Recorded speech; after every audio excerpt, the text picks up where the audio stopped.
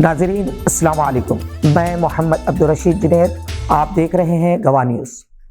75واں یوم جمہوریہ ہند اس لیے بھی انتہائی جوش و خروش کے ساتھ منایا گیا کہ بہت سارے لوگوں کو یہ اندیشہ ہے کہ مستقبل میں کہیں جمہوریت کا دور محض تاریخ کا حصہ بن کر نہ رہ جائے، اور جو دستور ہند کا 26 جنوری 1950 عیسوی سے نفاذ ہوا تھا، آگے چل کر وہ تبدیل نہ کر دیا جائے۔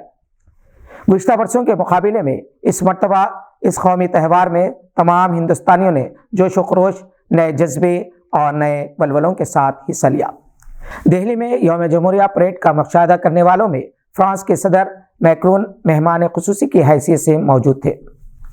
تلنگانہ میں گورنر تملسائی سندراراجن نے اپنے خطبے میں ریونت ریڈی حکومت کی ستائش کی اور سابقہ حکومت پر تنقید کی۔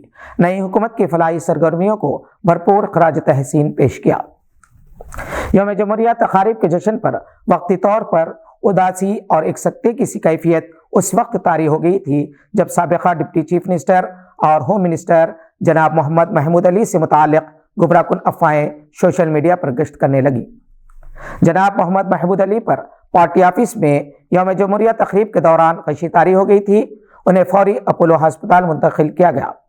اس دوران غلط سلط خبریں پھیلا دی گئیں، تاہم خود جناب محمد محمود علی نے اپنے ایک ویڈیو پیغام میں اپنی مکمل صحتیابی کی تصدیق کی، جس پر نہ صرف تلنگانہ کے عوام نے بلکہ ملک و بیرون ملک میں مقیم ریاست کے عوام نے اطمینان کا سانس لیا۔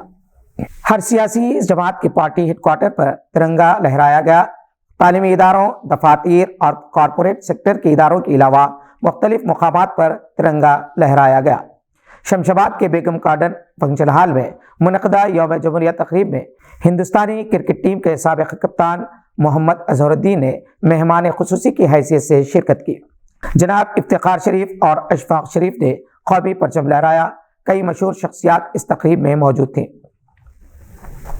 مدینہ سرکل پر محمد کیاپ مارٹ کی جانب سے منعقدہ یوم جمہوریہ تقریب میں بیرسٹر اسد الدین اویسی رکن پارلیمنٹ نے شرکت کی اور پرچم کشائی کی۔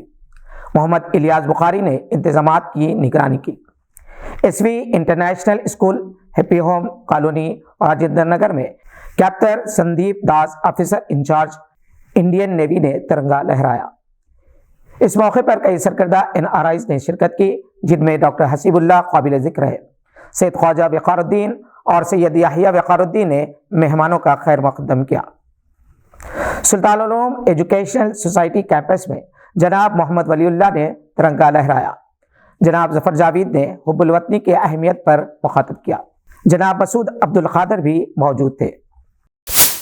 یوم جمہوریہ کے موقع پر 132 پدما ایوارڈز دیے گئے۔ ان میں 5 پدما بھوشن، 17 پدما بھوشن اور 110 پدما شری ایوارڈ شامل ہیں۔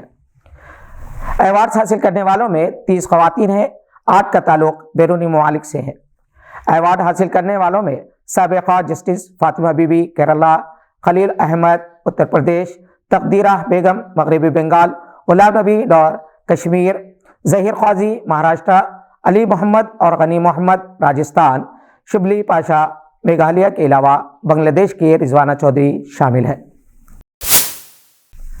اگر آپ ہمارے چینل پر نئے ہیں تو سبسکرائب کرتے ہوئے بیل آئیکن دبانا نہ بھولیں۔ شکریہ، خدا حافظ۔